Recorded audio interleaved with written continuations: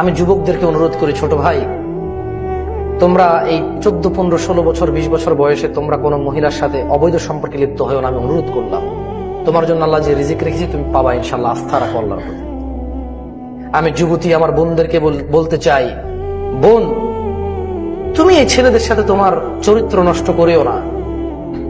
তুমি সন্তুষ্ট থাকো। আলহামদুলিল্লাহ, এই দেশের মাটিতে এখনো মানুষ এইটা মনে করে না যে মেয়ের বয়স 30 বছর হলে বিয়ে দেবো, ম্যাচুর হইতে হবে।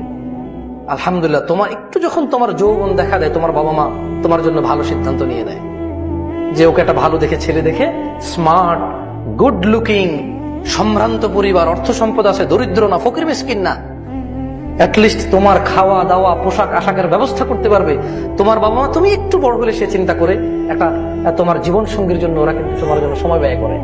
এটা তোমার নিয়ামত। পৃথিবীর অনেক দেশেই তাদের মেয়েদের নিয়ে এভাবে চিন্তা করে না। আলহামদুলিল্লাহ, বাংলাদেশে তোমার জন্ম, এই দেশে তোমার জন্ম হতে তোমার জন্য এটা অনেক বড় নিয়ামত যে তোমার পিতামাতা তুমি একটু বড় হলেই তোমার জন্য জীবন সঙ্গীর একটা উত্তম ব্যবস্থার পরিকল্পনা করে। তারপর নিজ নিজ ক্ষমতা, নিজ নিজ চয়েস অনুযায়ী তারা চেষ্টা করে তোমার জন্য ভালো একটা ব্যবস্থা করতে। তুমি তোমার পিতামাতার প্রতি কৃতজ্ঞ থাকো। বোন, তুমি অবৈধ সম্পর্কে আসিও না।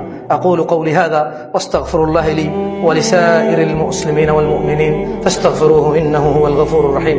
সবাই ইস্তিগফার করেন।